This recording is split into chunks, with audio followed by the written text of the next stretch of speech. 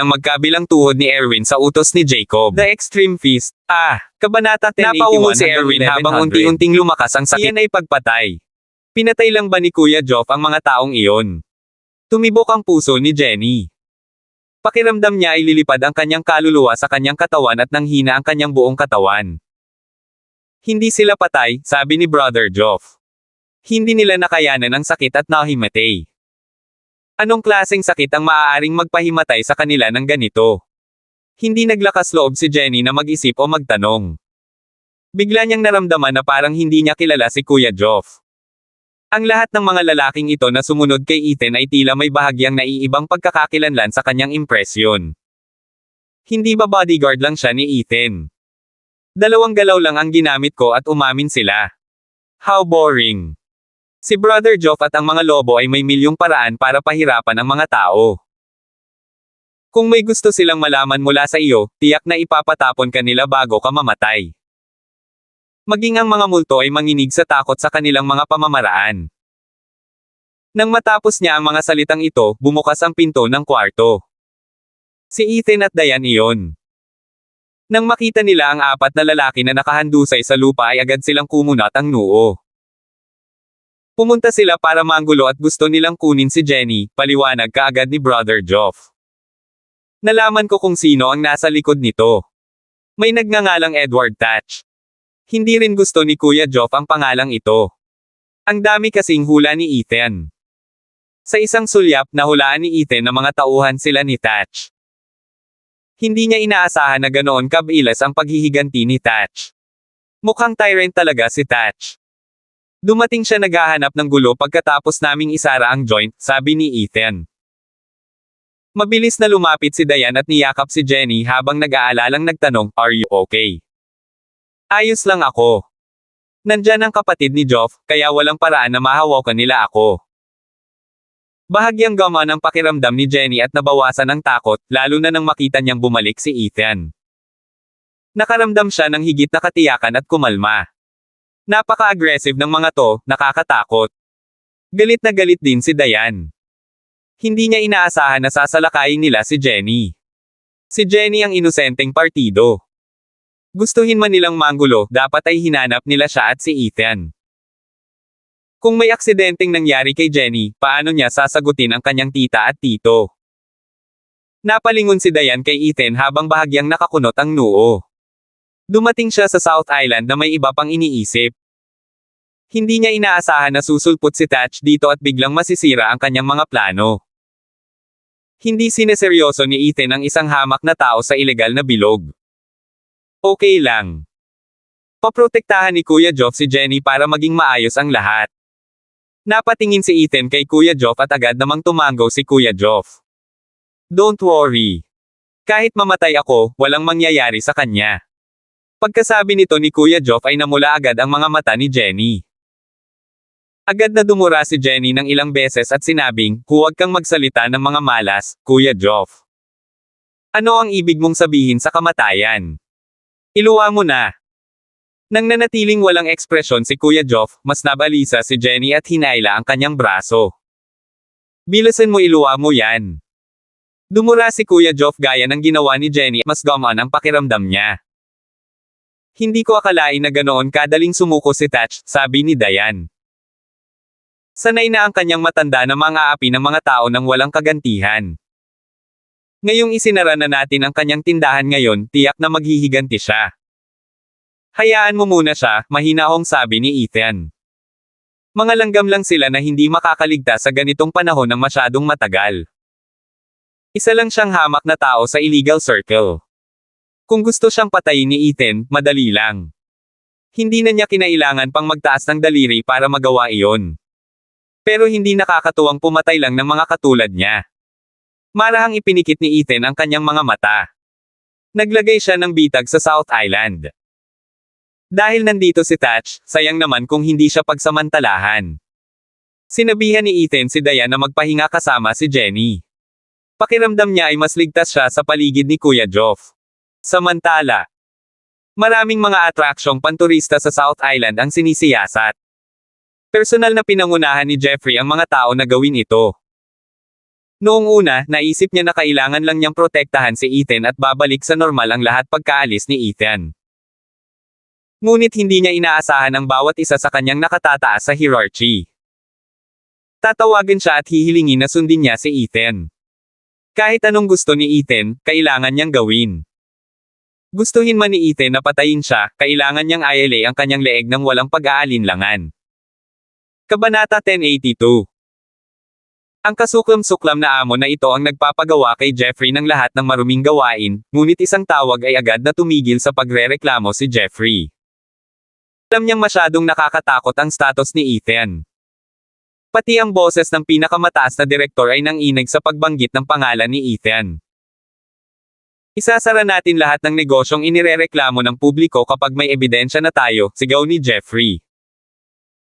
Paano nila magagawa ang ganitong uri ng bagay sa sikat ng araw sa ilalim ng mapayapang tuntunin ng batas? Paano nila madungisan ang South Island ng mga basurang ito? Nakatayo siya sa karamihan na may dalang bullhorn habang sumisigaw. Lahat ng turista ay malugod na tinatanggap sa South Island. Dapat nating protektahan ang lahat ng mga bisita at huwag hayaan na matakot ka. Umaasa kami na ang lahat ng aming mga bisita ay pakiramdam sa bahay. Sa kabilang banda, binigyan ni Nelson ng parehong mahigpit na utos ang lahat sa kumpanya. Dapat silang mahigpit na sumunod sa mga kinakailangan ng Palmer Group at hindi na maaaring samantalahin ang mga turista. Dapat silang maging profesional at etikal dahil kinakatawan nila ngayon ang Palmer Group. Ang kanilang bawat aksyon ay dapat sumunod sa mga kinakailangan ng Palmer Group at protektahan ang imahe ng tatak nito. Napakabilis, ang Distant Dreams at iba pang ahensya sa paglalakbay ay lubos na naiiba sa isa't isa. Ibang-iba sila bukod sa ugali ng serbisyo, profesionalismo ng tour guide, at integridad. Nagsisimula na ngayon ang serbisyo ng Distant Dreams mula sa sandaling mapunta ang mga turista sa airport. Napaka-thoughtful at thorough ng staff nila. Matapos may post online ang ilang nakakaantig na kwento tungkol sa kanilang mga pamantayan sa serbisyo, nagdulot sila ng isang sensasyon. Maraming mga tao na nagdusa sa South Island dati ay hindi naniniwala ito sa una, ngunit habang sila ay nakakita ng higit pa at mas positibong mga halimbawa, mas maraming tao ang sumang-ayon din sa Distant Dream. Hindi inaasahan ni Nelson na magbabago ng ganito sa loob lamang ng 2 araw. Hindi siya kailanman maglakas loob na isipin na posible ito sa nakaraan. Pakiramdam niya ay ganito dapat ang tunay na tour agent. Ang isang wastong ahensya ng paglilibot ay hindi dapat dalhin ang mga turista nito sa mga walang prinsipyong tindahan ng thatch, samantalahin ang mga turista, o lihim na mangikil ng kanilang pera. Sa halip, ang trabaho nila ay pagsilbihan ang mga turista at iparamdam sa kanila na nasa bahay sila. Sa loob ng 2 araw, ang South Island ay tinangay ng bagyo. Marami sa mga karaniwang pinagsamahan at malilim na negosyo ni Thatch ang nagsara. Gayon din, ang Distant Dreams ay hayagang lumabag sa kanyang pamumuno. Nakakagalit ito ng ilang tao. Sa Southgate ng Villa. Ang buong bungalow na ito ay kay Thatch. Noong araw, malapit ito sa isang forest park at pag-aari ng isang magsasaka, ngunit sa pilitang kinuha ito ni Thatch at nagpatayo ng maganda at marangyang villa. Palihim itong tinawag ng ilang lokal na Gate to Heaven. Sa kasalukuyan, nasa Southgate Villa. Nakatagilid ang dayami sa isang gintong trim na sofa. Naningkit ang kanyang mga mata habang walang tigil na tumataas ang usok mula sa kanyang tubo ng tabako at pinupuno ng usok ang hangin. Walang nangahas na magsalita habang hinihintay siya. Medyo natarante siya habang hinahayaan niyang imasahe ng mahabang panahon ang mga batang babae sa kanyang mga paa bago niya hiniling sa isang katulong na kunin ang tubo ng tabako. Sabihin mo, taga-norte ba ang lalaking iyon? Hindi maiwasang Thatch na medyo nakakatawa ito.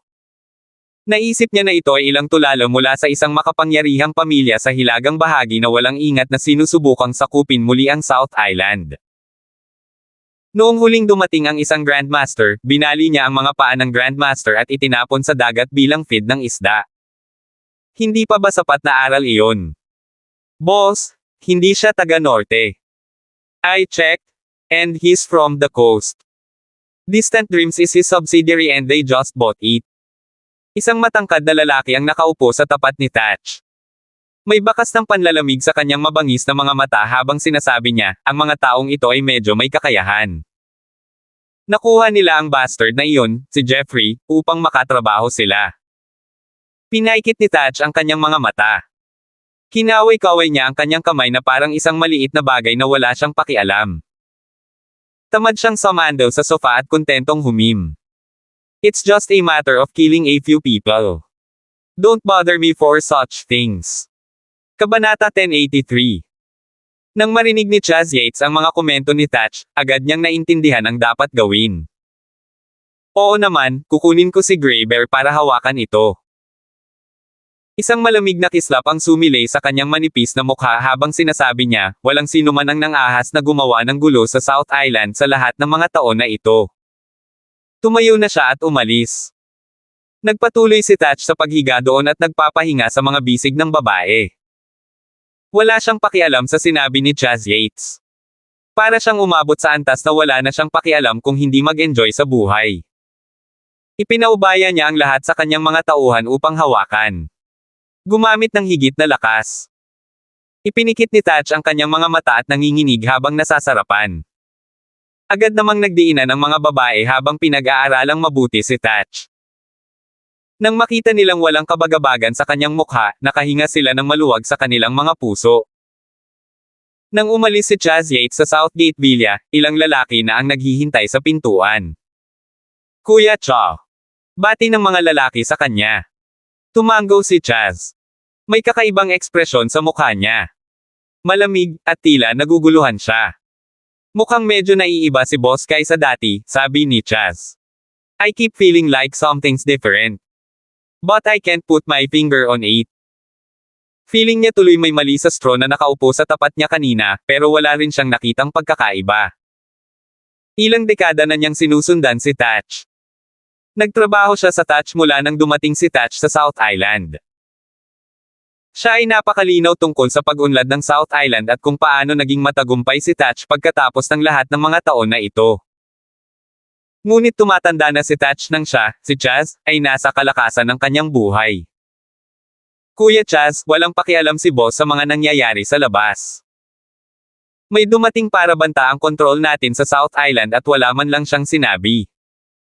Galit na galit ang mga nasasakupan. Matagal na silang nagtrabaho para kay Chaz at wala pang nakitang sino mang nang-ahas manggulo sa South Island. Napaka-agresibo ni Thatch noong mga panahong iyon. Kahit na dumating ang mga makapangyarihang pamilya sa hilagang iyon, kailangan nilang magpasakop sa kanya. Ngayong tumatanda na siya, lalo siyang naging maamo, duwag, at puro kasiyahan sa buhay ang iniisip niya. Siya ay tumatanda na at alam niyang wala na siyang oras sa mundo. Kaya ano pa ang gagawin niya kundi ay enjoy ang buhay. Ngumisi si Chaz. Pinaikit niya ang kanyang mga mata at sinabing, South Island is his own. Ano pang teritoryo ang natitira para sa kanya upang labanan? Kuya Chaz, gusto ng lahat na patuloy na magtrabaho para sa iyo. Nagkatinginan ang kanyang mga nasasakupan. Napatingin din si Chaz sa kanila.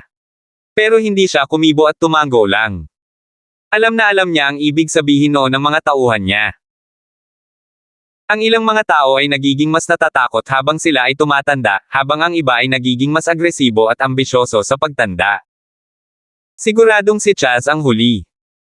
Sa paglipas ng mga taon, dapat pasalamatan ni Thatch si Chaz para sa kanyang katayuan ngayon. Sa lahat ng mga ilegal na bilog sa South Island, higit sa kalahati ay dapat na pag-aari ni Chaz. Ngunit ano ang nangyari sa huli? Magkano ang ibinigay sa kanya ni Thatch? Nagsimula ang kawalang kasiyahan ni Chaz ilang taon na ang nakalilipas, ngunit hindi siya nagsalita tungkol dito. Ginawa niya ang anumang itanong ni Thatch nang walang tanong. Ngunit nakagawa na siya ng plano at palihim na pinapasok ang kanyang mga tauhan. Sa nakalipas na ilang taon, halos lahat ng tao sa paligid ni Thatch ay pinagpalit niya, kasama na ang mga babaeng ipinadala para magpalipas ng gabi kasama si Thatch. Kuya Chaz, lahat ng kapatid ay gagawin ang lahat para sa iyo kung sinabi mo lang salita. Tama. Sa lahat ng oras na ito kami ay nagtatrabaho kay Kuya Chaz, kaya gagawin namin ang anumang hilingin mo. Hindi madaling lumaban para sa teritoryo. Napakaraming nagawa ni Brother Chaz ngunit kakaunti ang nabawi. Hindi ka kailanman nagrereklamo, ngunit hindi natin kayang panindigan ang kawalan ng katarungan.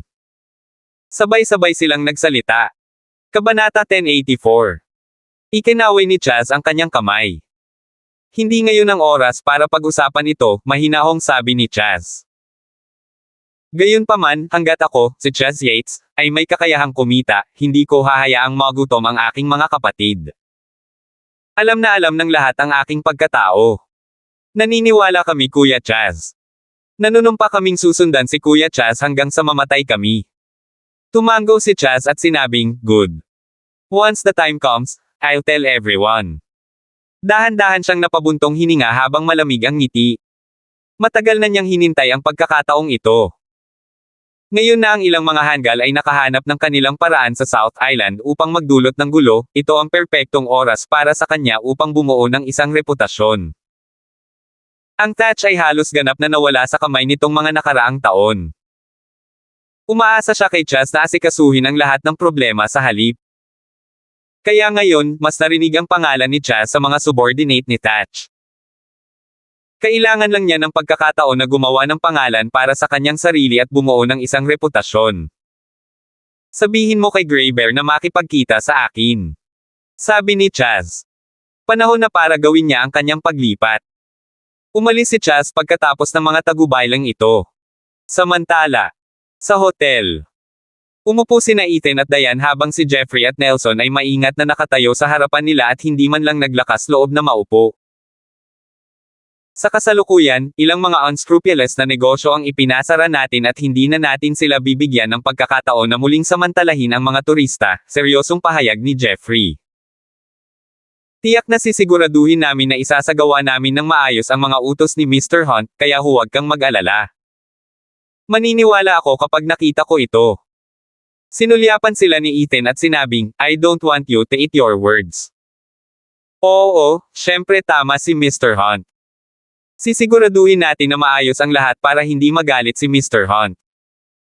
Ngumiti si Jeffrey ng alanganin. Sampelan man ngayon ni Ethan ang kaliwang pisngi ay iaalay niya ang kanang pisngi para sampelan pagkatapos nito. Napabuntong hininga si Ethan bilang pagsang-ayon bago tumingin kay Nelson. Lubos na nirerespeto ni Jeffrey si Ethan sa kabila ng pagiging isang taong dapat igalang ni Nelson, kaya mas kinakabahan si Nelson ngayon. Ang lahat ng mga tour guide ay dapat sumunod sa mahigpit na mga kinakailangan.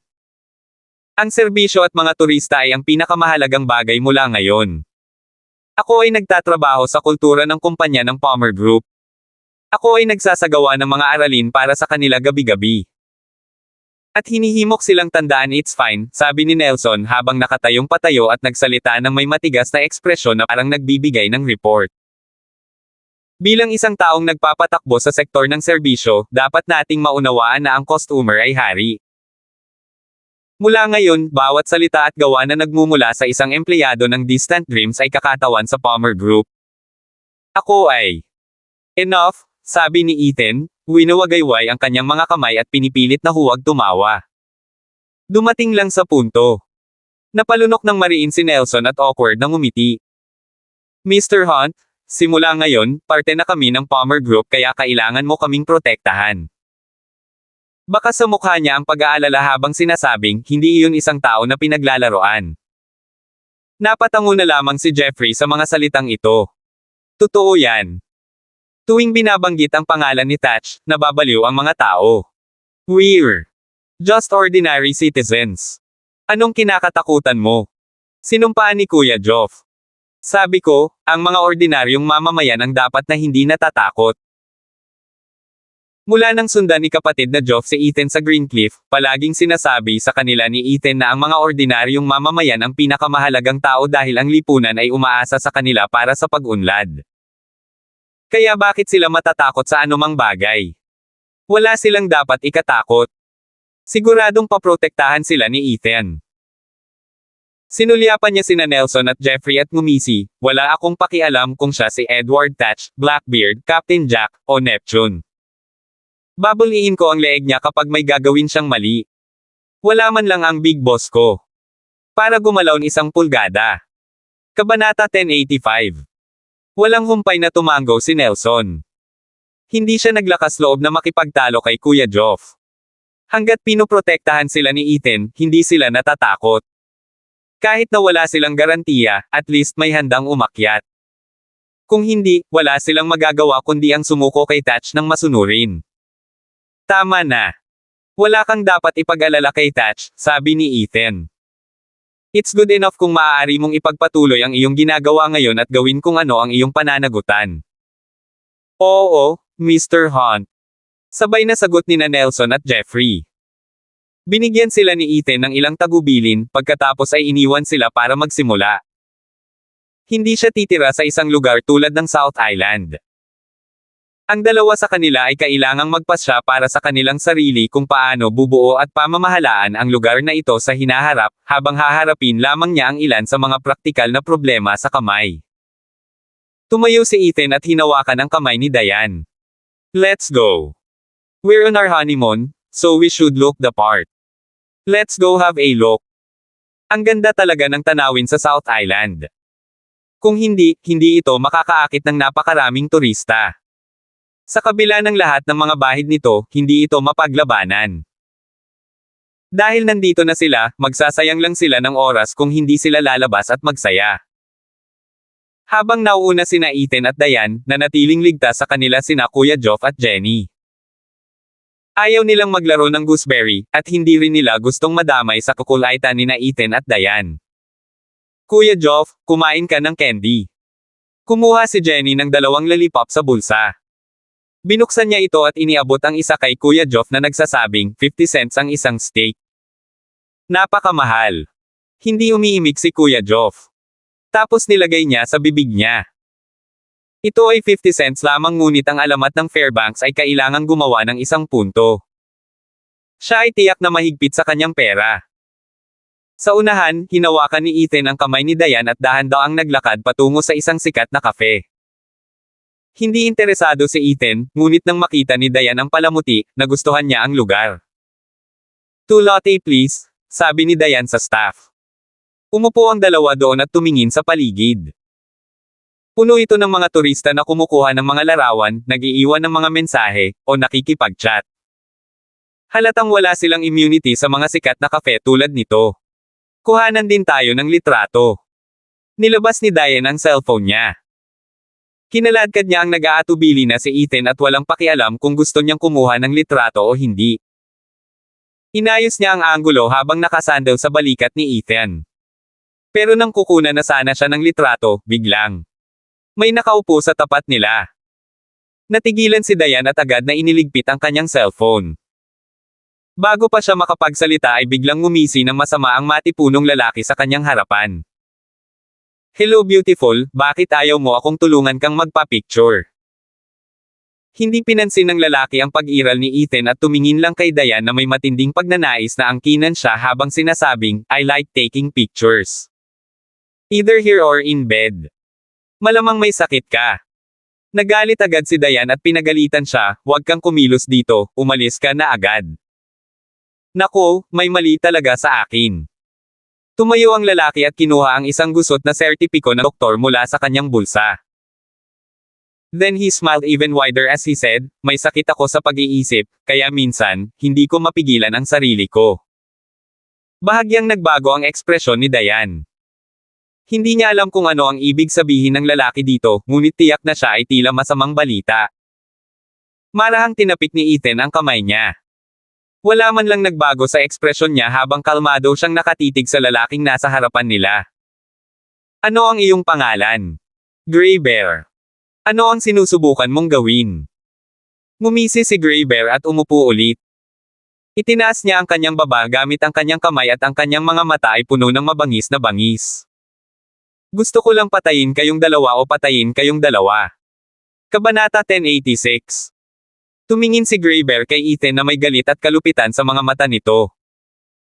Ang nakakabaliw na nakamamatay na hangin na inilabas niya ay naging sanhi ng malamig na kapaligiran.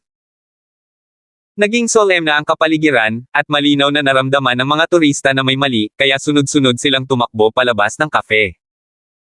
Namutla ang mukha ng mga empleyado dahil nakilala nila ang lalaking ito. Kilala siya sa South Island at napupunta sa tinatawag na Gray Bear. Si Gray Bear ay napakabaliw na siya ay ganap na hindi nabigla sa anumang karahasan. Tapos na sila para sa may mamamatay sa kafe. Isang bagay ang malugi, ngunit kung may namatay dito, tapos na ang tindahang ito. Walang nangahas na pumunta at gumastos ng pera sa kafe kung saan nangyari ang pagpatay. Pero wala silang magagawa dahil napagtanto nilang isa si Gray Bear kay Thatch. Naging matindi ang kapaligiran na para bang nagyelo. Nakadikit sa kanila ang mga mata ng mga empleyado. Balisa sila at gusto silang pigilan ngunit wala silang lakas ng loob. Sumulyap si Ethan kay Gray Bear at biglang tumawa nang hindi sumasagot. Kakaiba ang ngiti ni Gray Bear. Nakakatakot ang kanyang ngiti na nagbigay ng kilabot sa lahat. Humigop ng kape si Ethan at agad na sumimangot. Ang kape ay hindi kasing lasa ng tsaa, kung tutuusin. Bigla siyang tumangala at hinawakan ang tasa sa kamay. Paano kung ibibigay ko sa'yo? Biglang dumating ang tasa na kahit si Gray Bear ay hindi inaasahan. Hindi niya inaasahan na maglalakas loob si Ethan na tretuhin siya ng ganito. Ang kumukulong mainit na kape ay tumalsik sa mukha ni Gray Bear kaya napasigaw siya kaagad. Mukhang hindi ka rin mahilig sa kape, sabi ni Ethan, umiling-iling sa pagkabigo. Hindi siya mapakali sa mga sigaw ng Gray Bear. Nilinggan niya si Diane at bumaantong hininga. Miss, ang kape sa kafe na ito ay talagang hindi masarap inumin, kaya huwag mo itong inumin. Umuwi na tayo at uminom ng tsaa. Mas malusog ito. Masunurin namang tumanggaw si Diane. Tumayo siya kasama si Ethan at naghanda ng umalis. Pagod na kayong dalawa sa buhay. Galit na galit si Gray Bear. Hindi niya inaasahan na hindi siya papansinin ni Ethan. Napaungol siya ng malakas habang nakakuyom ang napakalaking kamao na kasing laki ng sandbag at binato ng suntok sa ulo ni Ethan. Napakalakas ng suntok na ito, baka mabali pa ang ulo ni Ethan. Malakas na naghiyawan ang mga empleyado sa takot. Tinakpin nila ang kanilang mga mata habang sila ay nanginginig at natatakot na tumingin. Para bang nai-imagine nila na si Ethan ay nadudurog sa lupa na may dugong umaagos kung saan-saan, at namamatay ng wala sa oras. Pero, hindi man lang lumingon si Ethan. Agad niyang binawi ang paa at sinipa ng malakas si Gray Bear.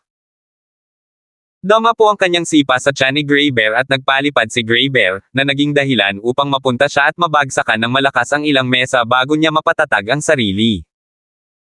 Ibinuka ni Gray Bear ang kanyang bibig, ngunit bago pa siya makapagsalita, bumulwak ang dugo mula sa kanyang bibig. Pinilit niyang bumangon ngunit sa halip ay napasigaw siya sa sakit. May agos na umaagos sa kanyang tiyan at halos masira ang kanyang mga laman loob. Ako. Papatayin kita. Hindi man lang lumingon si Ethan this whole time. Patuloy lang siya sa paghawak sa kamay ni Diane habang papalabas sila ng kafe. Nag-hysterical si Gray Bear. Pilit siyang tumayo at humawak ng upuan bago tumakbo palapit sa kanila. Isang malakas na suntok na naman ang ibinato niya sa ulo ni Ethan. Isa pang sipa yan. Hindi pa rin lumingon si Ethan. Saktong dama po ang kanyang sipa sa mukha ni Gray Bear at nagkaroon ng malakas na putok nang lumipad palabas si Gray Bear at tumama sa pader. Hindi man lang niya nagawang sumigaw bago tuluyang bumagsak sa lupa. Dahil idineklara kang may sakit sa pag-iisip, then let me help you become a real madman, mahinahong sabi ni Ethan nang hindi lumingon. Maaari kang mahiga sa mental hospital habang buhay. Kabanata 1087. Natigilan ang lahat. Paanong napakaganda ni Ethan. Parang ang dalawang sipa na iyon ay dama po sa puso ng lahat. Ramdam na ramdam nila ang panginginig ng kanilang mga puso. Hinawakan ni Ethan ang kamay ni Diane at umalis nang hindi lumingon. Nakahandusay ang Gray Bear sa base ng dingding at dilat ang mga mata nito. May malay pa siya at ramdam na ramdam pa niya ang mga paa niya pero hindi siya makagalaw.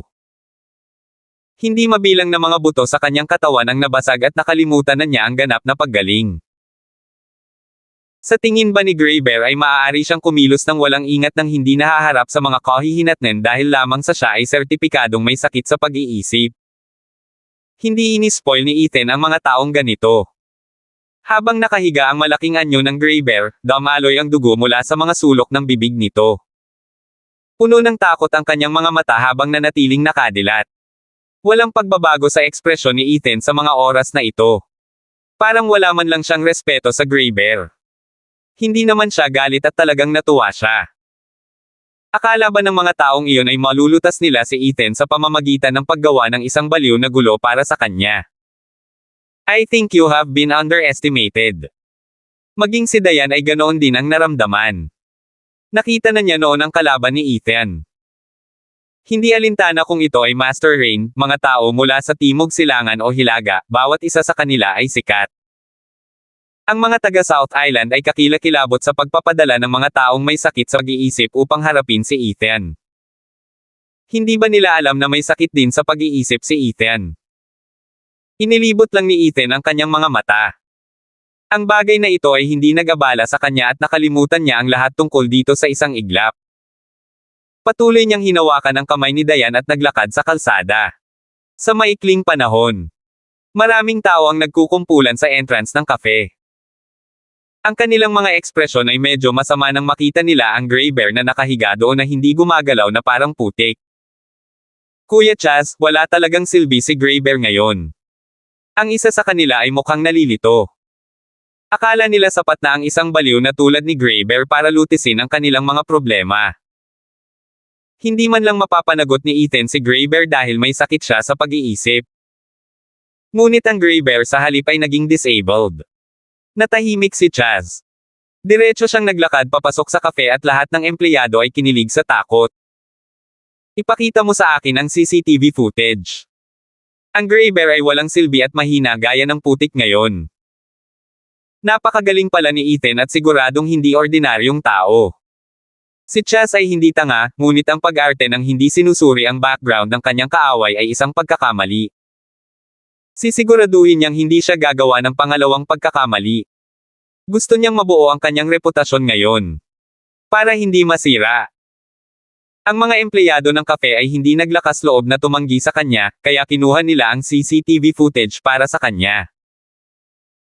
Pinagmamasdan nila si Ethan na hindi man lang tumingin kay Gray Bear ni minsan, at gumamit lang siya ng 2 sipa para tuluyang ma-immobilize si Gray Bear. Naging seryoso ang ekspresyon ni Chaz. He's a fine martial artist. No wonder he dares to make trouble in South Island. Pinaikit ni Chaz ang kanyang mga mata. Salamat. Lumingon siya at tumingin sa empleyado. Ang kanyang biglaang pasasalamat ay nagparamdam sa mga empleyado ng kafe. Itong gangster na amo. Sobrang polite talaga. Naglakad palabas si Chaz nang hindi man lang tinitigan si Gray Bear. Malamig niyang utos, ibalik mo siya. Nagiging komplikado ang mga bagay. Hindi inaasahan ni Chaz na si Ethan ay isang mahusay na manlalaban. Matapos maglaro sa mga ilegal na bilog sa loob ng maraming taon, alam niya na ang pinakamahirap na pakikitungo sa mga tao ay hindi ang mayaman at makapangyarihan dahil marami silang mawawala. Sa halip, mas maingat siya sa napakahusay na martial artist na ito. Ang mga nasa legal na kapaligiran ay sumusunod sa mga tamang prinsipyo at pamamaraan. Ngunit sa mga ilegal na lupon, walang masyadong nagmamalasakit sa mga bagay na iyon. Ang iligal na bilog ay malupit sa simula. At lahat ng ito ay tungkol sa survival of the fittest. Alam niya kung ano ang kaya ng Gray Bear. Kahit 5 o 6 na kalaban ay hindi makakalapit. Ngunit mula sa kuha ng CCTV, wala nang oras si Gray Bear para umatake. Ang kailangan lang ay 2 sipa. At naging invalid ang Gray Bear. Kabanata 1088. Kuya Chaz, lumabas na ang diagnosis ni Gray Bear. Halos bali na ang mga buto niya, sabi ng nasasakupan ni Chaz na puno ng takot ang mukha. Nakakita na sila ng mga bali na tulad nito noon, ngunit wala pang nabali ang kanilang hita mula sa isang sipa hanggang sa tiyan. Napakunot ang noo ni Chaz nang biglang lumubog ang puso niya. Paano kaya iyon? Instinctive niyang tanong. Hindi pwede yon. Tiningnan niya ang CCTV footage para malaman kung gaano kahusay ang kanyang kalaban. Dahil malubhang nasugatan si Gray Bear mula sa ilang sipa lang, itinuring na siya ni Chaz na napakatigas. Ngunit ngayon ang pagsusuri ni Gray Bear ay nagpapakita na ang kanyang mga buto ay ganap na durog. Natagpuan niya ang diagnosis na hindi maipaliwanag. Mukhang sakto ang diagnosis at siguradong complete fracture yan. Kaya hindi na magaling, seryosong sabi ng kanyang nasasakupan. Habang buhay na nakarete ang Gray Bear. Matagal na nanahimik si Chaz. Maya-maya, sa wakas ay sinabi niya, ipadala siya sa isang mental hospital kung gayon. Maari nila siyang dalhin. Opo, Kuya Chaz, agad na sabi ng kanyang nasasakupan. Ngayong may kapansanan si Gray Bear, wala na siyang silbi at nangangailangan ng patuloy na pangangalaga. Wala silang panahon para ibigay ito sa kanya. Nakaupo si Chaz na mukhang seryoso. Nakatagpo sila ng isang nakakatakot na kalaban. Hindi niya inaasahan na ganoon pala ka-extraordinary ang lalaking nagngangalang Ethan. Kahit gaano ka pa kalakas, mag-isa ka lang.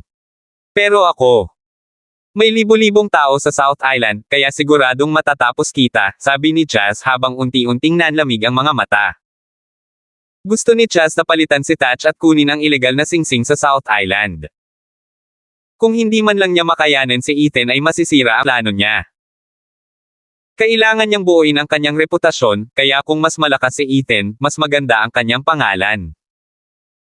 Kung masyadong madaling target si Ethan, hindi maipapakita ni Chaz ang kanyang husay. Come in, sigaw ni Chaz sabay taas ng ulo. Tapos may biglang pumasok. Magpadala ka ng mensahe, sabi ni Chaz na baka sa mukha ang pagkasuklam, sa lalaking iyon mula sa Greencliff. Oo, Kuya Chaz. Ay nalalaya ni Ethan si Diane hanggang sa halos umabot na sa bukong-bukong ang kanilang mga paa. Pero masayang-masaya sina Diane at Jenny. Pagkatapos nilang tuluyang makabalik sa entrance ng hotel room, may pumihil kay Ethan at sa iba pa sa pinto. Humakbang si Kuya Geoff na may malamig na ekspresyon sa mukha habang sinasabi, "Sino ka?" "Ikaw ba si Mr. Hunt?" Nakangiting tanong ng lalaki habang bahagyang nakayuko. "Hello, boss ko? Kuya Chaz, may message ako kay Mr. Hunt." Iniunat ni Ethan ang kanyang kamay para pigilan si Kuya Geoff habang sinasabing, "Continue." Sabi ni Kuya Chaz, misunderstanding daw ang nangyari kay Gray Bear. He can let bygones be bygones. Ganun ba? Mukhang dapat akong magpasalamat sa kapatid mo, mahinahong sabi ni Ethan. Pakituloy. At saka, kung makatagpo si Mr. Hunt ng anumang problema habang nasa South Island ka, huwag mag-atubiling sabihin sa amin. Tutulungan ka ni Brother Chaz na malutas ang mga ito, at lahat tayo ay maaaring maging magkaibigan dito. Sinulyapan siya ni Ethan at nagtanong, "That's your good big boss. On what terms?" Hindi kailanman maniniwala si Ethan na makakakuha siya ng isang bagay nang walang anumang mga string na nakakabit. Nang makita kung gaano katalino si Ethan, ngumiti ang lalaki at tila natutuwa na naintindihan ni Ethan ang sinabi niya, si Mr. Hunt ay tiyak na matalinong tao. Si Brother Chaz ay hindi humihingi ng anumang kakaiba. Isa lang ang kailangan niya kay Mr. Hunt. Pinaikit ng lalaki ang kanyang mga mata at mahinahong sinabi, "Mula ngayon, dapat sundin ni Mr. Hunt si Brother Chaz, at handa siyang bigyan ka ng pagkakataong makibahagi sa ilegal na bilog sa South Island sa kanya." Medyo kumalma ang hangin. Parehong nagulat sina Diane at Jenny. Maging si Kuya Geoff ay hindi inaasahan na ganoon ang sasabihin ni Chaz. "Dapat galit sa'yo ang big boss mo diba?" Biglang tanong ni Ethan. Kabanata 1089. Anong ibig mong sabihin? Gulat na tanong ng kampan ni Chaz. Hindi niya maintindihan ang ibig sabihin ni Ethan. Bakit ka pa ipapadala ni Chaz sa kamatayan mo kung hindi kanya kinasusuklaman? Umiling-iling na tanong ni Ethan. Pagkatapos ay hinawakan niya ang kamay ni Diane at umakyat nang hindi na nagpapaliwanag pa. Anong ibig mong sabihin? Sigaw ng lalaki nang mapansing hindi lilino ni Ethan ang sarili. Tumigil ka dyan at magpaliwanag ka. Humakbang si Kuya Geoff at agad siyang binuhat. Niyakap siya ni Kuya Geoff na parang may hawak na maliit na sisiw. Ang lalaki ay walang kakayahang makipagbuno sa kanyang sarili mula kay Brother Geoff, anuman ang kanyang pakikibaka.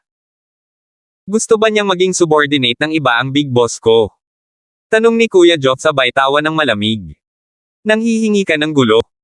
Agad naman siyang sinampal ni Kuya Geoff ng 2 beses nang hindi man lang mabait. Sinampal niya lahat ng ngipin sa bibig ng lalaki bago itinapon ang lalaki sa kalye na parang kaawa-awang aso. May masakit na sigaw, ngunit wala pa ring awa sa kanya si Kuya Geoff. Ang mga taong tulad nila ay patuloy na lumikha ng mga problema para kay Ethan at sa iba pa. Kung wala si Ethan at Diane sa kanilang honeymoon at ayaw ni Kuya Geoff na masira ang mood nila, matagal na niyang nabali ang leeg ng lalaking ito. Nakahandusay ang lalaki sa kalsada at napasigaw habang sinasampal ng malakas ang lupa na puno ng dugo ang bibig. Pagod na pagod siya para sumigaw. Dali-dali niyang kinuha ang phone niya at tinawagan si Chaz para i-report sa kanya ang sitwasyon. Sa kabilang dulo, medyo matagal nang naghihintay si Chaz sa kanyang tawag. Nang makita ni Chaz ang numero ay agad niyang sinagot ang telepono na parang emotionally ready. Ngunit pagkatapos marinig ang unang pangungusap ng lalaki, si Chaz ay umungal ng galit, ang yabang niya. Nakapalibot sa kanya ang mga pinagkakatiwalaan ni Chaz. Napalingon sila ng galit na galit si Chaz. Bully siya. Akala ba ni Ethan pushover tayo? Galit na sigaw ni Chaz. Galit na galit talaga siya na parang gusto niyang lumunin ng buo si Ethan. Binato ng malakas ni Chaz ang phone niya nang matapos siyang magsalita at agad na tumayo. Nagbago ang ekspresyon ng lahat. May nangyaring kakilakilabot. Tapos na rin si San, sabi ni Chaz, itinaas ang kanyang ulo at nagngangalit ang kanyang mga ngipin. Sinabi ko sa kanya na yayain si Ethan na sumama sa amin. Handa akong sumuko at makipagkasundo sa kanya, ngunit hindi niya ito na-appreciate at sa halip ay tinapos niya ang San. Sobra siya. Hindi niya ako nirespeto. Sa lahat. Agad nagdilim ang ekspresyon ng lahat. Sobrang sanay niya. Kahit ayoko makipagkaaway ngayon, ayoko rin na mapahiya ang mga kapatid ko. Malakas na sigaw ni Chaz. Sa tingin niya ba masunurin lahat ng kapatid ko? Siya ay masyadong mapangahas. Ang yabang niya.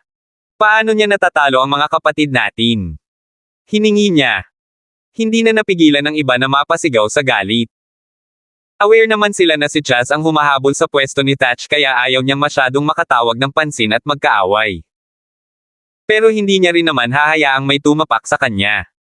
Natambo niya ang Gray Bear at natalo si San. Iniisip ba ni Ethan na mahina sila? Kuya Chaz, hindi natin hahayaang gawin niya ito sa atin.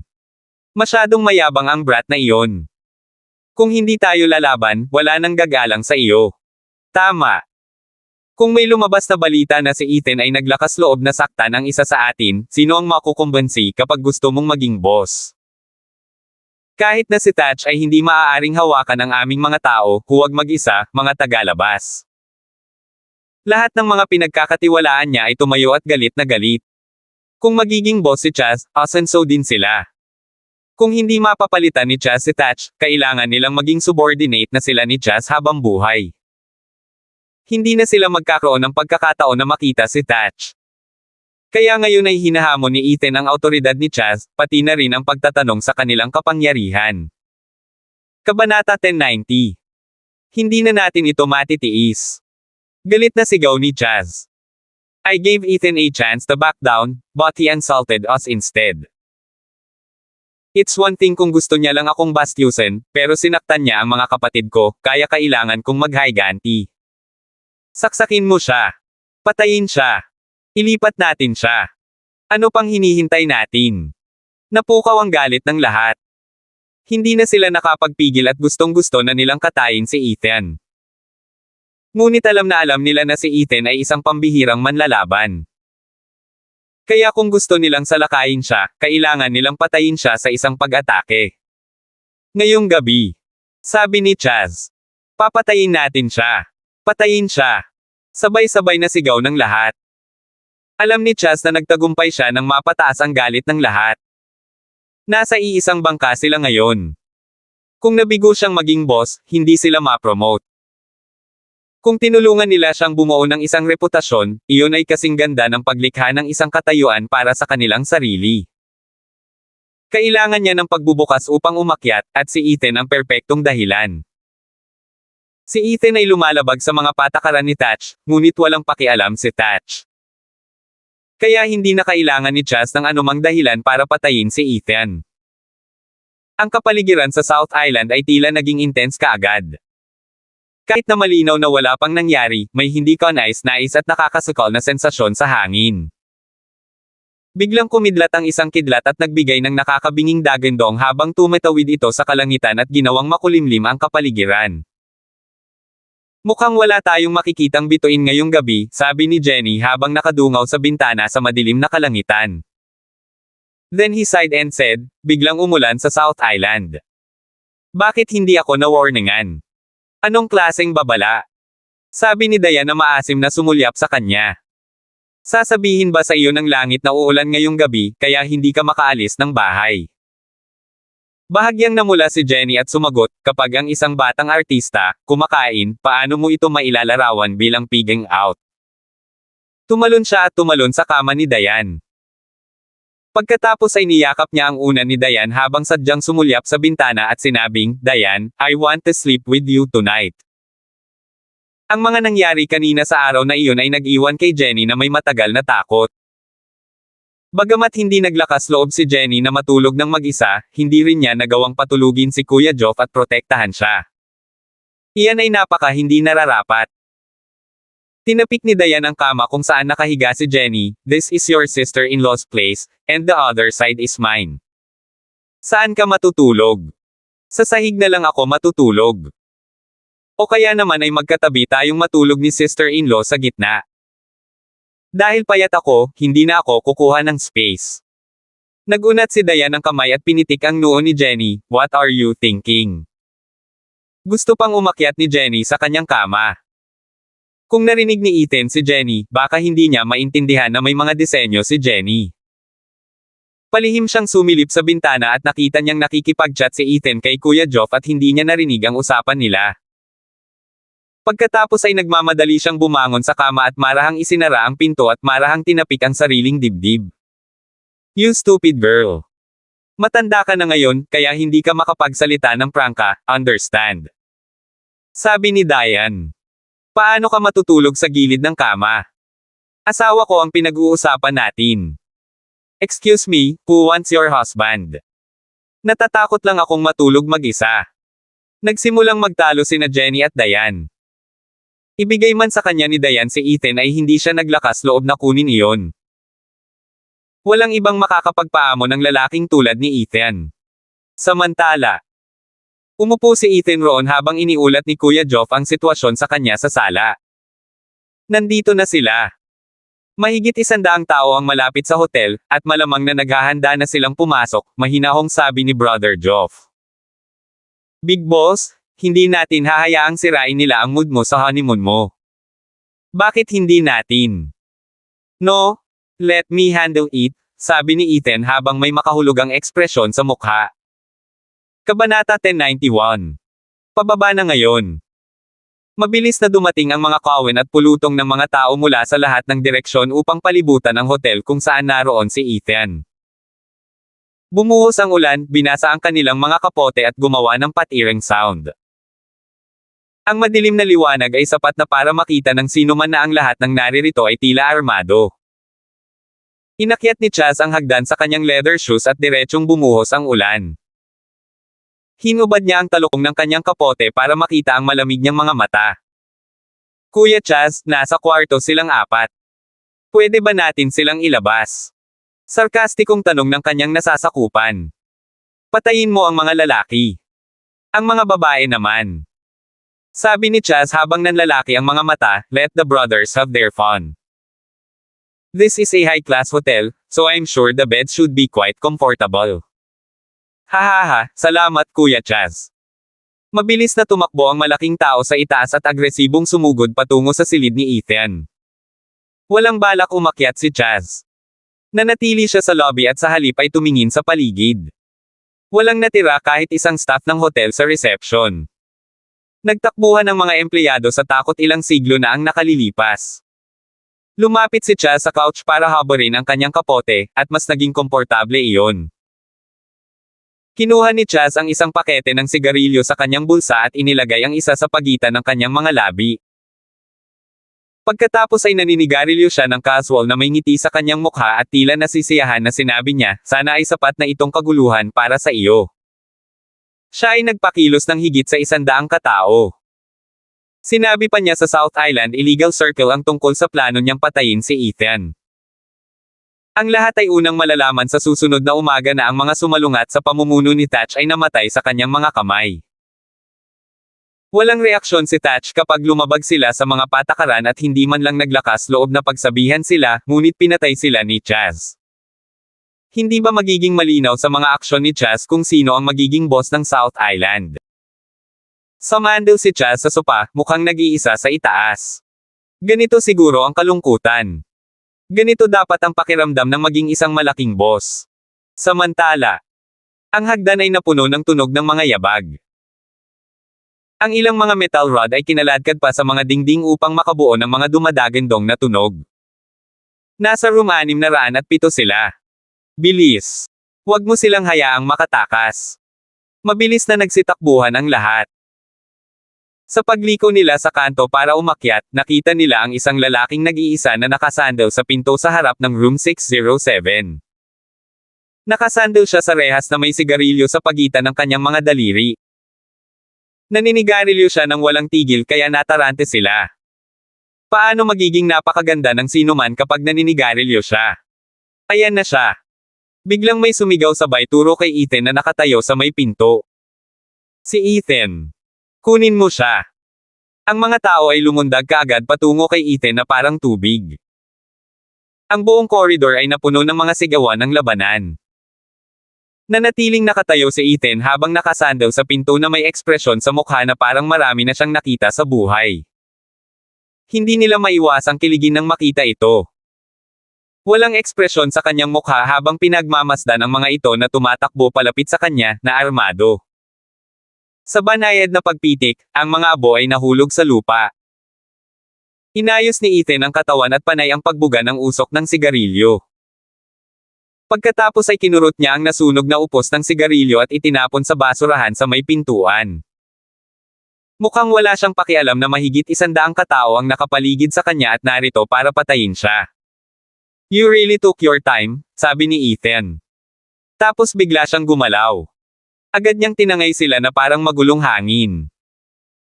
Tinapakan ni Ethan ang kanyang mga daliri sa paa at lumipad palabas na parang isang mabangis na hayop habang agad siyang sumugod patungo sa karamihan. Ang bilis niya. Masyadong mabilis. Napakabilis niya kaya hindi siya makita. Walang malinaw na nakakakita kung paano nagwala si Ethan o kung paano siya umatake o humipo. Ang nakita lang nila ay ang mga tao sa tabi nila na lumilipad habang umiiyak sila ng hindi makapaniwala. Napasigaw sila sa sakit sa kahabaan ng makipot na pasilyo. Kabanata 1092. Hindi man lang nagkaroon ng pagkakataong umatras ang mga tauhan ni Chaz. Hindi man lang nagabala pang tumingin si Ethan nang ibinaba niya ang kanyang kamao sa isang tabi at dumapo sa dibdib ng kung sino. Ito ay tunog ng mga buto na nabali. Namanhid ang anit ng lahat sa takot. Gaano siya kalakas? Sa loob ng ilang saglit, mahigit 20 sa kanila ang bumagsak sa lupa, lahat ay nakapulupot at nanginginig sa sakit. Tigilan mo siya. Tigilan mo siya ngayon. Sabi ng isa sa boses na halatang nanginginig na tila umaatres. Para siyang nakakita ng multo. Tao pa ba ang lalaking ito? Ang mga tao ay lumundag patungo sa room 607 sa napakabilis at mas mabilis kaysa dati. Ang tanging naririnig lang nila ay ang mapurol na tunog ng kamao na dumapo sa laman. Ang tanging nakikita lang nila ay ang mga taong sunod-sunod na lumilipad palabas habang sila ay nagsisisigaw sa takot at hindi na makatayo. Sa 100 kakaibang lalaki, kalahati sa kanila ay nakahandusay na ngayon sa lupa. Pero halos 2 minuto na ang lumipas. Napahiyaw sa takot ang natitirang kalahati habang umaatres. Ngunit may hamarang sa kanila sa likuran, kaya hindi na sila nakatakas. Pigilan mo siya. Pigilan mo siya. Ang lalaking kakasabi pa lang kay Chaz na madaling tanggalin si Ethan at ang iba ay sobrang putla na ngayon at sobrang kinilig na wala na siya sa sarili. Mabilis niyang pinindot ang elevator button, ngunit ayaw nitong bumaba. Marahas na nanginginig ang kanyang mga paa habang naghihintay. Tara, dali. May nakahawak sa elevator at hindi ito bumababa. Nandito na ang elevator. Para siyang nalulunod na lalaki na biglang nakakita ng bolsa at nailigtas. Ilang saglit pa nang bumukas ang pinto ng elevator, mabilis na tumakbo ang lalaki papunta sa kanya. Pagkatapos ay pinindot niya ang elevator button para isara ito, bilisan mo.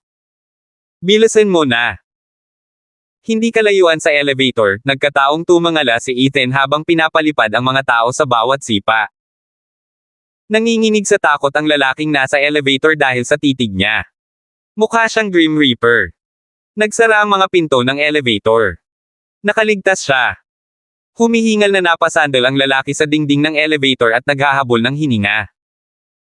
Tumutulo ang malamig na pawis sa kanyang likod dahil sa matinding takot. Kuya Chaz, tumakbo ka. Tumakbo ka dali. Inilabas ng lalaki ang kanyang cellphone at tinawagan si Chaz. The moment the call went through, he shouted anxious, "He's inhumane. That brat is inhumane. Run!" Biglang huminto ang elevator sa second floor. Nang bumukas ang mga pinto ng elevator, makikita ang 5 o 6 na tao na nakahandusay sa sahig at hindi gumagalaw. Napasigaw sa takot ang lalaking nasa elevator. Mabilis na sinimula ng lalaki na pinindot ang elevator button, ngunit may kamay na inabot para hawakan ang pinto. Habang hawak ni Ethan ang pinto ng elevator, may bahagyang malupit na ngiti sa kanyang mukha. Baba ka na. Perfect. Me too, sabi ni Ethan habang papasok sa elevator. Pagkatapos ay nagsara ang mga pinto ng elevator. Mahina ang reception sa elevator kaya hindi maintindihan ni Chaz ang sinasabi ng lalaki. Anong sinasabi mo? Sino ang hindi makatao?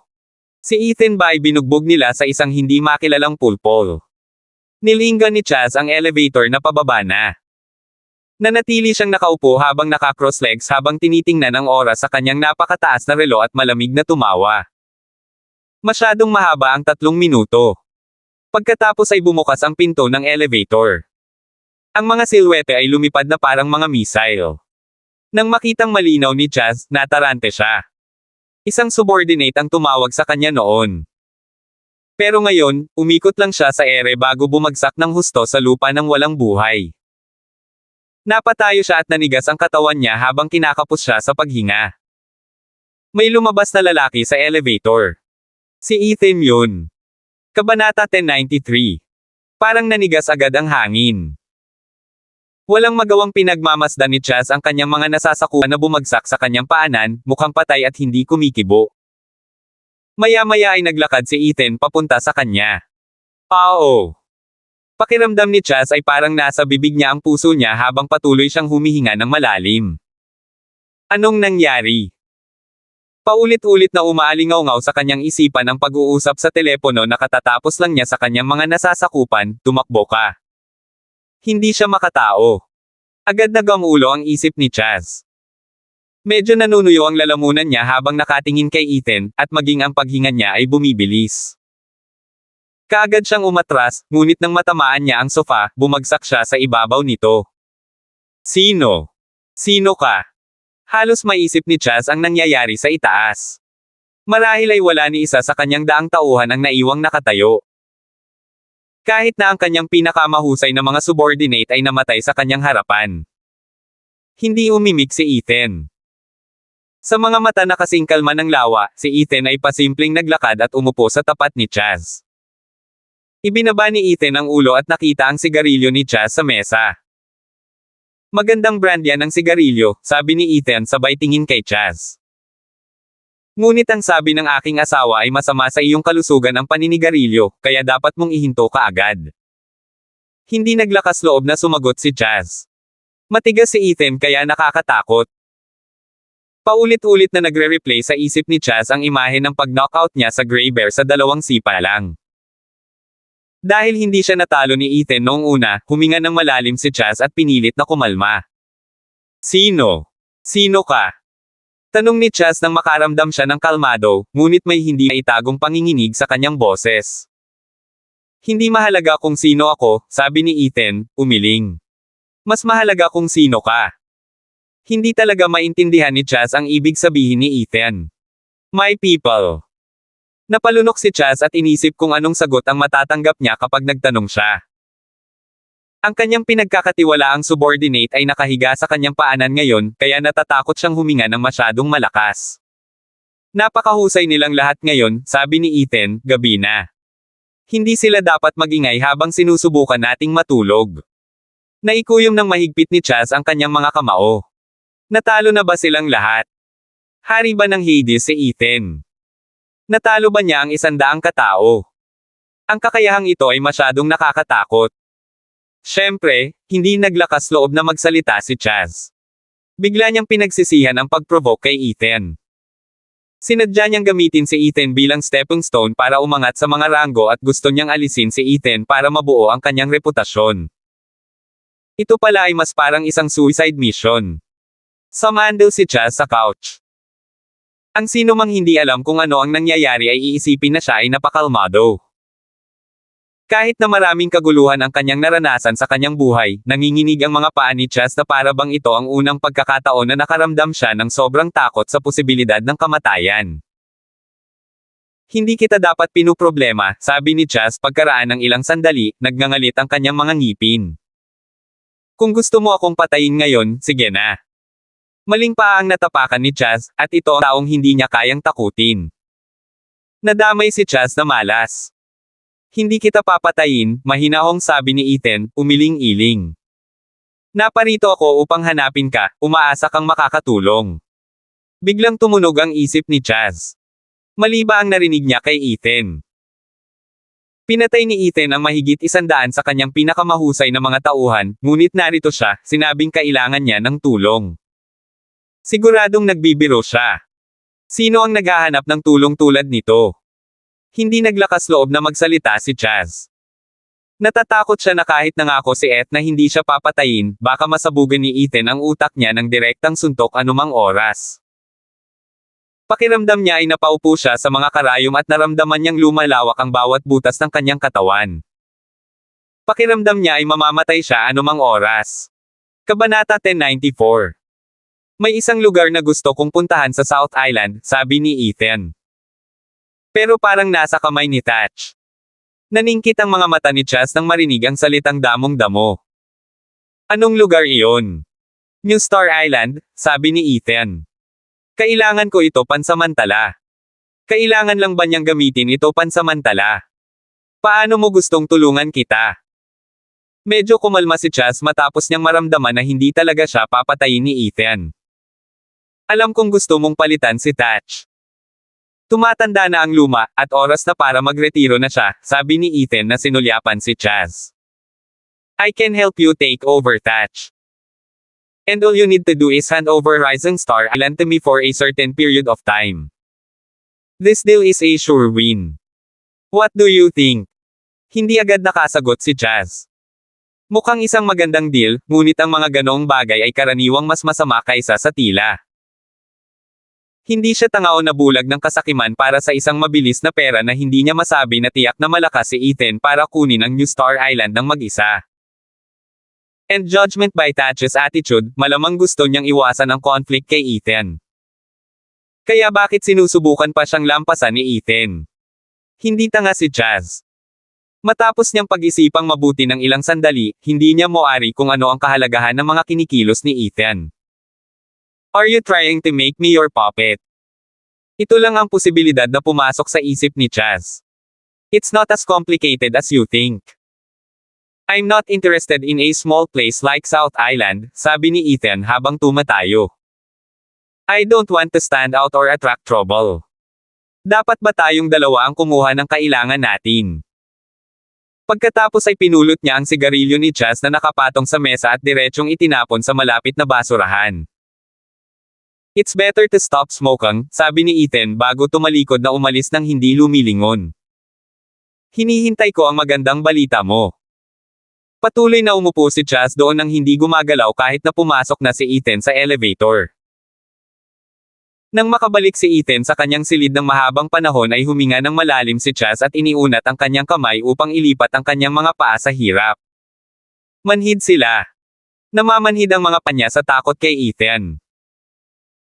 Kahit na malinaw na hindi siya ginalaw ni Ethan o naglalabas man lang ng mapang-ipong pagpatay na aura, pakiramdam niya ay nawalan siya ng kontrol sa kanyang buhay sa pag-upo lang niya doon. Makalipas ang mahabang panahon, sa wakas ay nakatayo na rin si Chaz. Basang-basa na ng pawis ang likod niya. Agad niyang tinawag ang ilang lalaki. Pero hindi niya sila tinawagan para maghayganti kay Ethan. Maingat siyang humakbang sa halip habang maingat niyang ginagalaw ang lahat ng kanyang nalugmok na mga tauhan. Wala siyang lakas ng loob na gumawa ng kahit isang tunog. Samantala, sa suite ni Ethan sa taas, nagpalit na si Jenny ng kanyang pijama. Sumunod siya sa likod ni Diane at medyo awkward na naglakad papunta kay Ethan. Jenny doesn't dare sleep alone. She wants to sleep with us, nahihiyang sabi ni Diane. Bakit parang kakaiba kung malinaw na seryosong usapan? Hindi, agad na pagtanggi ni Ethan nang walang kaunting pag-aalinlangan. Tumangala siya at sinulyapan si Jenny, "You are too old to sleep with us. What will happen to my reputation if you sleep here?" Halos gustong umubo ng dugo sa dibdib ni Jenny. Nanlaki ang mga mata niya habang nakatitig kay Ethan na hindi gumagalaw. Hindi siya makapaniwala sa pagiging walang hiya niya. Ang kanyang reputasyon.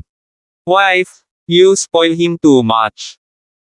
This is a bad idea," sabi ni Ethan na may pananakit sa mukha. Kung nandyan pa si Chaz, hindi siya maniniwala na kaya ni Ethan ang ganoong ekspresyon. Kung lumabas ang salita, ano ang mangyayari sa aking reputasyon? Sabi ni Ethan habang nakatingin kay Diane na mukhang galit pa. Kabanata 1095. Lalong namula si Diane. Tama iyan.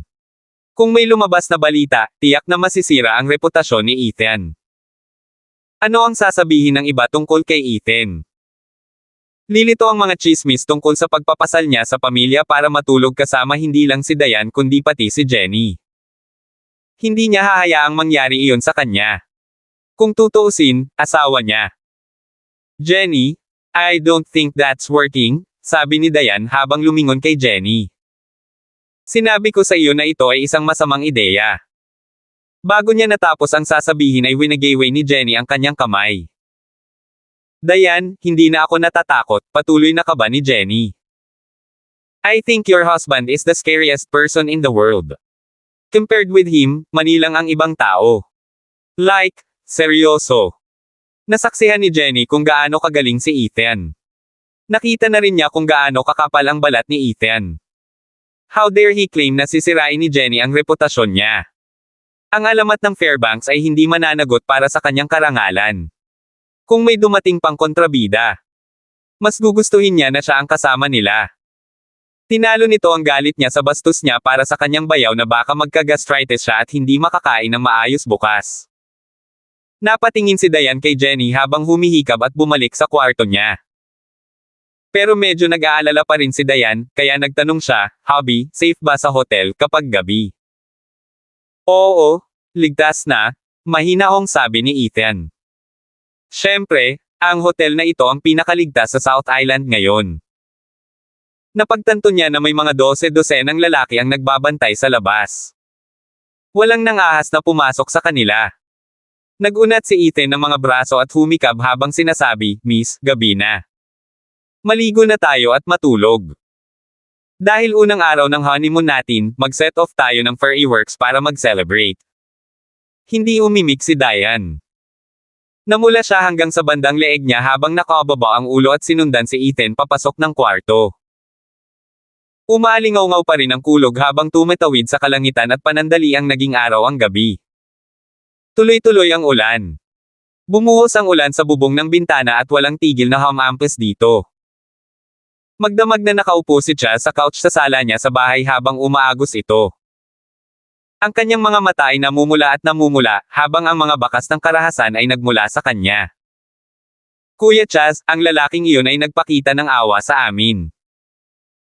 Medyo maswerte kami na hindi niya napatay silang lahat," sabi ng kanyang nasasakupan sa isang takot na tono. Mahigit 100 sa kanila ang itinumba ng isang Ethan at hindi man lang sila nakakuha ng pagkakataong makaganti. Kung talagang kitilin ni Ethan ang kanilang buhay, si Chaz lang ang makakalabas ng hotel ng buhay ngayong gabi. Grabe naman. Huminga ng malalim si Chaz. Matagal niyang pinag-isipan ang alok ni Ethan at iniisip niya kung ano ang gusto ni Ethan dito. Kung ano ang gusto niyang. Matapos mag-isip-isip magdamag, naisip ni Chaz na malamang sinadya ito ni Ethan nang sabihin niyang nag-o-overthink si Chaz. Kahit sa Hilaga, ang isang pambihirang manlalaban na tulad niya ay malamang na magkaroon ng mataas na katayuan, sabi ni Chaz. Sobrang-sobrang para sa kanya na gumamit ng anumang taktika sa akin. Ang tanging paliwanag dito ay talagang ayaw niyang masyadong mag-standout at ilantad ang kanyang sarili. Kaya gusto niya akong gamitin para tulungan siyang makuha ang Rising Star Island. Matapos basahin ng ilang beses ang impormasyon tungkol sa Rising Star Island, 100% siyang sigurado na isa itong ordinaryong tourist attraction. Hindi man lang sikat sa South Island. Ano ang gusto ng isang mahalagang tao tulad ni Ethan sa isang lugar na tulad nito? At higit pa doon, pansamantala lang niya itong kailangan. Hindi maisip ni Jazz. At kapag hindi niya naiintindihan ang mga bagay, nag-aatubili siyang kumilos sa mga ito. Kuya Cha. Nang makita ng nasasakupan ni Chaz ang pag-aalala at pagkabalisa sa mukha ni Chaz, hindi niya naiwasang sabihin, sa tingin ko, si Mr. Hunt ay nandito sa kanyang honeymoon kasama ang kanyang asawa. Lumingon si Chaz na may kumikinang na mga mata. Ang 3 lifetime love stones ay nasa New Star Island. Sinasagisag nila ang perpekto at hindi nagbabagong pag-ibig. Kaya, maaaring siya ay. Kabanata 1096. Tama ka. Sabi ni Cha sabay hampas sa hita niya. Tiyak. Kung ang isang lalaking kasing halaga ni Ethan ay nahirapan na dalhin ang isang babae sa South Island para sa kanyang honeymoon ngunit tumanggi na maging kapansin-pansin, malamang na hindi niya asawa ang babaeng iyon. Gusto lang ni Ethan na maging low profile para makaiwas sa gulo at palihim na dinala ang girlfriend sa Rising Star Island at gumawa ng mga kalokohan. Nakakatulong iyon sa pagpapaliwanag ng maraming bagay noon. Huminga ng malalim si Chaz. Pagkatapos ay sinulyapan niya ang kanyang mga nasasakupan at tumango-tango habang sinasabi, tama ka. Ganyan dapat. Well then, sinadya ni Ethan nung sinabi niyang kunin ng dalawa ang gusto nila. Agad namang nagningning ang mga mata ni Chaz. South Island. Papalitan niya si Thatch at kontrolin ang illegal ring sa South Island. Ipakalat ang balitang ito sa lahat. Ngayong gabi. Ang pagkakataon natin. Inangat niya ang ulo niya at tumingin sa bintana. Dahil maaga pa, may oras pa siyang magplano. Ngayong gabi ay ang gabi kung kailan niya kukunin ang ilegal na singsing sa South Island at papalitan si Thatch. Tsaka, bantayan mo si Ethan. Hindi niya kayang maging pabaya kay Ethan. Kahit na alam ni Chaz na si Ethan ay hindi isang taong dapat libakin, kailangan niyang maging handa sa pagtakbo kung biglang gusto siyang patayin ni Ethan. Si Ethan ay talagang walang interes sa mga legal na bilog sa South Island. Ngunit malinaw na alam ni Jeffrey at ng iba pa na kung hindi nasisiyahan si Ethan sa kanilang trabaho, maaaring maging interesado si Ethan. Gayon din, magiging interesado siyang parusahan sila. Gusto lang ni Ethan na manatili kay Diane at malutas ang lahat ng problema sa Distant Dreams. Naging maayos ang paglilipat ng kumpanya, at hindi na kailangan ng Palmer Group na magpadala ng team para tumulong. Nais ni Diane na mapanatili ng lahat ng kumpanyang kanyang kukunin ang kanilang mga kasalukuyang modelo ng negosyo hanggat maaari. Gusto lang niyang magbago sila sa mga tuntunin ng kultura at etika ng kumpanya. Nais niyang ang lahat ng empleyado ay magkaroon ng kamalayan sa sarili at labis na humanga sa mga paniniwala ng Palmer Group. Medyo nasiyahan si Diane sa performance ni Nelson nitong mga nakaraang araw. Ituloy mo. One day when Distant Dreams top the relevant charts, I'll give you a bonus, malakas na sabi ni Diane sa isang company meeting habang nakatingin sa staff na nakaupo sa ibaba. Napasulyap si Diane kay Ethan habang iniisip kung magkano ang ibibigay sa kanila. Sa kanyang puso, naalala niya kung gaano kabukas palad si Ethan sa pagbibigay ng bonus, kaya hindi niya magawang magmukhang masama. How about this? Bibigyan kita ng $100 million bonus. Agad na napabuntong hininga ang lahat ng nasa meeting room at naging tahimik na may narinig na pin drop. Mukhang iyon na ang huling pagkakataong nag-alok si Ethan ng $100 million na bonus. Napatingin si Diane sa kanila. Tinitigan siya ng lahat, halos lumuwa na ang mga mata nila pati na si Ethan. CEO Palmer. Sabi ni Nelson sa malambot at maingat na boses pagkatapos niyang lumunok ng malakas. Ang aming taunang kita ay halos $10 million lamang. Pakiramdam niya ay baka nagkamali si Diane. Ang kanilang taunang kita ay nagdaragdag lamang ng hanggang $10 million. Paano maibibigay ni Diane ang $100 milyon na mga bonus? Siguradong nagbibiro siya, di ba? Ito ba ay isang kumpanya o kawang gawa? Namula si Diane. Ang tanging nasa isip niya ay ang hitsura ni Ethan kanina nang mag-alok siya ng bonus. Tuluyan na niyang nakalimutan na iba ang kumpanyang ito, ngunit nangako na siya. Hindi mahalaga.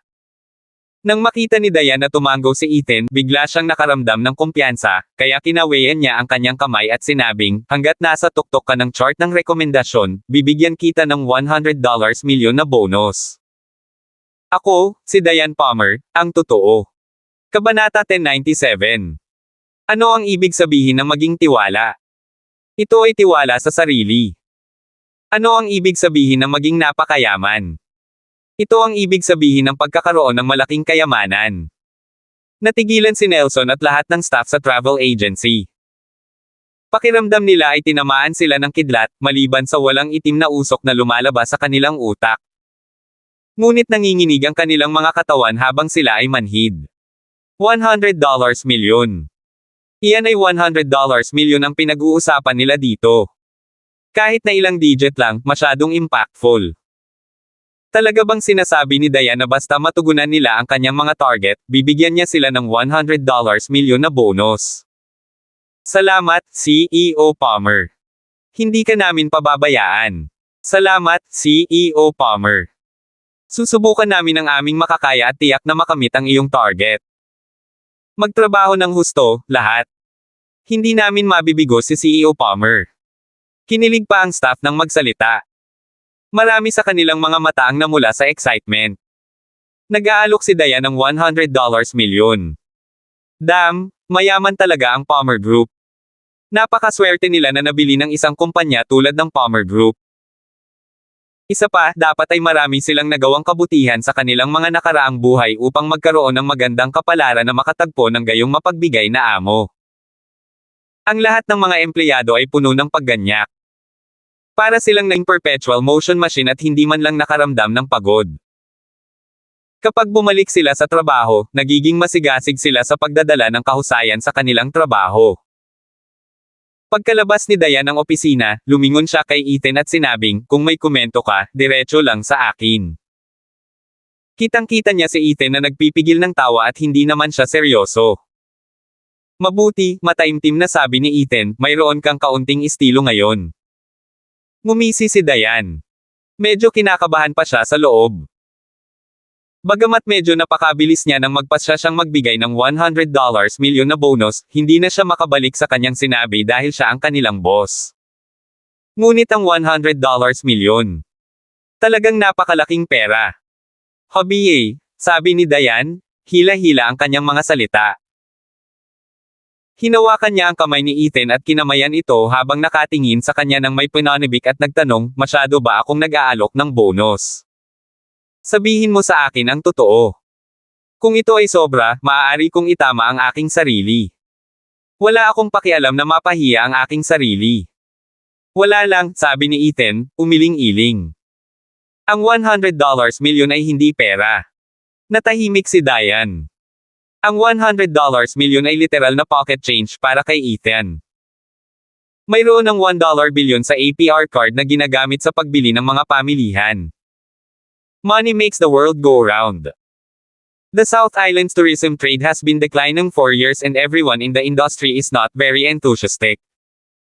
The big bonuses especially will help encourage them to work diligently. Also, this is a good opportunity for distant dreams para maging isang travel agency sa uri nito sa South Island. Sa mahabang panahon, bubuo ang kumpanyang ito ng higit sa $100 milyon para sa Palmer Group. Napabuntong hininga si Ethan at itinutok ang hinlalaki niya kay Diane. Wife has great foresight. I'm very impressed. Very impressed. Malinaw na inaaliw niya si Diane, pero parang pinupuri niya ito at mahinahon. Hindi alam ni Diane ang isasagot. Ganoon ba siya kagaling? Bahagyang inangat ni Diane ang ulo niya at tumingin kay Ethan. Then she nodded and acted serious as she said, Hobby, you're not too bad yourself to understand my intentions. Nagkatinginan sina Ethan at Diane. Then suddenly, hindi nila napigil ang tumawa. Lumipad si Diane sa mga bisig ni Ethan. Hinawakan niya ang braso nito at nag-aatubili na humiwalay sa kanya kahit sandali. Dahil honeymoon nila iyon, kailangan nilang tingnan ang bahagi. Nagpatuloy sila sa paglalakad, kumain, at bumili ng maraming bagay. Halos buong araw ay hindi nila binibitawan ang kamay ng isa't isa. Kung hindi lang pinagbawalan si Ethan sa banyo ng mga babae, malamang ay sumunod din siya. Dahil sa kanilang pagsasama, nagsisisi na si Jenny, ang alamat ng Fairbanks, na pumunta dito kasama sila. Kahit na maraming masasarap na pagkain si Jenny, kailangan niyang patuloy na panoorin ang mga ito na nagpapakita ng kanilang pagmamahal. Sobra silang nakakatawa. Kabanata 1098. Ang magagandang panahon ay laging panandalian. Medyo pagod si Diane sa kasiyahan sa buong araw. Hinawakan ni Ethan ang kamay niya nang bumalik sila sa hotel. Pagkatapos maligo ng maligamgam, umakyat siya sa kanyang mga bisig at nakatulog ng mahimbing. Unti-unting naging mahinahon ang gabi. Lubog ang mga mata ni Chaz at nanatiling ganap na pula ngayon. Kahit na hindi siya nakatulog ng isang kindat sa buong magdamag, hindi man lang siya pagod. Sa halip, nagkaroon siya ng maraming adrenaline. Kuya Chaz, nakaayos na ang lahat. Kuya Chaz, ang tagal na nating hinihintay ang araw na ito. Ngayong gabi ay ang gabi kung kailan ikaw ang amo. Kuya Chaz, gawin na natin. Puno rin ng adrenaline ang mga tauhan niya at tila hindi napigilan ang sarili. Inilahad ni Chaz ang kamay at sinenyasan silang tumahimik. Mga kapatid ko, mariing sabi niya. We've been planning this day for years. Ngayon, papalitan natin si Thatch at magiging leader ng South Island Illegal Ring. At sama-sama nating tatangkilikin ang bunga ng ating paggawa. Naghiyawan ang lahat. Ibagsak ang Southgate Villa sa lupa. Sigaw ni Chaz. Ibagsak ang Southgate Villa sa lupa. Sabay-sabay na sigaw ng lahat. Patayin si Straw. Patayin si Straw. Ang kapaligiran ay umabot sa tuktok nito, at ang nakamamatay na hangin ay tumaas sa kalangitan. Sa maikling panahon. Sa Southgate Villa. Ilang dosenang sasakyan ang dumaan patungo sa Southgate Villa at binuksan ang bakal na gate. Nang bumagsak ang gate sa lupa ng may kalabog, napansin ni Chaz na nakakagulat na walang nagbabantay. Gawin. Mariing sabi niya. Agad namang tumakbo ang mga lalaki sa villa ni Thatch. Ngunit habang nasa daan sila, walang tao. Bahagyang kumunot ang noo ni Chaz dahil hindi siya sigurado sa nangyayari. Batay sa kanyang kaalaman, ang Southgate Villa ng Thatch ay binabantayan ng maraming lalaki. Habang tumatanda siya, mas natatakot siya sa kamatayan. Siya ay palaging nag-aalala na ang mga may bago at lumang mga marka upang manirahan sa kanya ay darating at maghayganti. Pero bakit walang lalaking nakikita ngayon? Kuya Chaz, tingnan mo. Tumingin si Chaz sa pintuan ng villa, kung saan nakahandusay ang isang dosenang lalaki. Nakilala niya agad ang mga ito. Lahat sila ay pinagkakatiwalaan ni Thatch. Pinatay ba sila ng iba? Si Ethan siguro yun. Gulat na sabi ni Chaz, it's gotta be him. He's so tough. Akala ni Chaz ay binanggit lang ito ni Ethan ng mga akong tutulong siya. Pero biglang gumalaw si Ethan. Wala si Thatch ngayon na nakahingi ng tulong si Chaz kay Ethan. Sigh. God must be on our side since we're so lucky, sabi ni Chaz habang tumatawa at winawagayway ang kamay. Let's go, my brothers. From tonight onwards, the Southgate Villa is ours. Unang pumasok si Chaz sa villa at binuksan ang main entrance nito. Mga damo, ako, Chaz, pupunta para sa iyo. Sigaw ni Chaz. Ngunit ang lahat ng mga lalaki ay nakahandusay sa lupa na puno ng dugo nang pumasok siya sa villa. Si Thatch ay lumiit sa kanyang sandalwood na upuan at nanginginig ng marahas nang walang anumang palatandaan ng kanyang nakaraang kaluwalhatian. Huwag kang lalapit. Lumayas ka. Sigaw ni Thatch nang makitang pumasok ang mga tao. Unti-unting gumapang ang takot sa kanyang mukha na para bang may nasaksihan siyang nakakatakot, at lalo siyang nanginginig. Tinitigan ni Chaz si Thatch habang nag-flash sa puso niya ang pagkasuklam. Ang dayami ay tiyak na tumatanda at nagiging walang silbi. Nawala na niya ang lahat ng dignidad sa kanyang takip silim na taon noong siya ay dating napakaranggal. Dati, sobrang dominante niya. Pero anong nangyari sa kanya ngayon? Itinaas ni Chaz ang kamay niya at sinampal siya ng napakalakas kaya gumulong-gulong siya sa lupa. Yuck! 10 taon ko nang hinihintay ang araw na ito. Kabanata 1099. Masayang tumawa si Chaz. Nalaglag ang dayami sa lupa at ginamit ang kanyang mga kamay upang takpan ang kanyang mukha. Nabalot siya ng gulat habang sumisigaw, "Ah! Huwag mo akong patayin. Mangyaring huwag mo akong patayin." Parang hindi naman siya big boss ng illegal circle at takot talaga. Humakbang si Chaz para sipay ng malakas sa dibdib si Thatch at muling lumipad. Nakaramdam ng kasiyahan ang sipa. Ilang dekada siyang tinatrato ni Thatch na parang aso. Ni minsan ay hindi ibinalita ni Chaz ang lahat ng kahihiyan na dinanas niya sa mga kamay ni Thatch ngunit naaalala niya ang lahat ng iyon sa kanyang puso. 10 taon na talaga niyang hinihintay ang araw na ito. Hindi mo ba nakitang darating yun? Sabi ni Chaz habang nakapikit ang mga mata at tinapakan si Thatch, "Noon, ganito rin ang tingin mo sa akin noong nag-tower ka sa itaas. Noon, pinaparamdam mo sa akin na aso, pero ngayon, para akong dragon." Patuloy niyang sinipa si Thatch na agad namang napasigaw sa sakit. Gustong magpumiglas ni Thatch, ngunit hindi niya mapalaya ang sarili. Humagalpak ng tawa si Chaz nang makita ang mahinang pagtatangka ni Thatch na lumaban. "Ngayon ikaw na ang aso. Ikaw ang nagiging aso." Bakas ang ekspresyon ng mukha ni Chaz habang palakas ng palakas ang pagsipa niya kay Thatch. Buong lakas na hinawakan ni Thatch ang binti ni Chaz ngunit hindi makagalaw kahit 1 pulgada. Napahiyaw si Thatch. Patuloy ang pag-agos ng dugo sa sulok ng kanyang labi habang ang kanyang mukha ay naging kulay ube, at nakatitig siya kay Chaz nang nanlalaki ang mga mata. Mamatay. Nabali ang tadyang ni Thatch sa sipa ni Chaz. Nanlaki ang mga mata niya nang bumagsak siya sa sahig at huminto sa paghinga. Napabuntong hininga si Chaz sa sobrang kasiyahan sa kanyang puso. Patay na ang dayami. Ang ilegal na singsing sa South Island ay pag-aari na ngayon ni Chaz. Ang buong industriya ng turismo sa South Island ay pagmamay-ari na ng Chaz.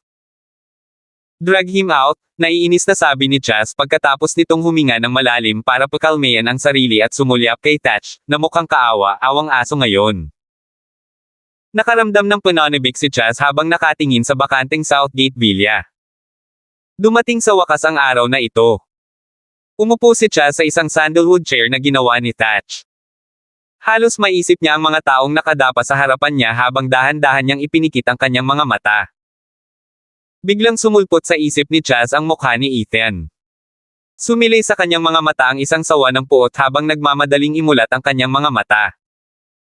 "Madali kong naalis si Thatch dahil sa tulong ni Ethan," sabi ni Chaz. "Kung magagawa niya akong boss, maakit niya rin ako.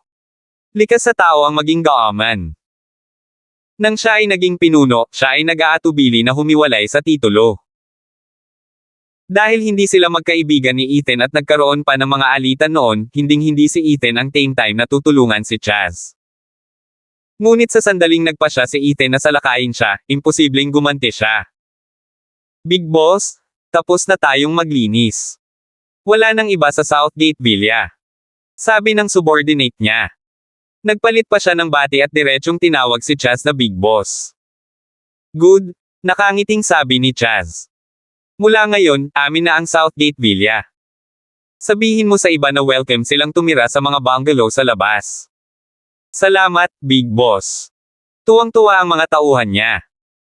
Binubuo ang cluster ng Southgate Villa ng maraming iba pang bungalow at maraming kwarto.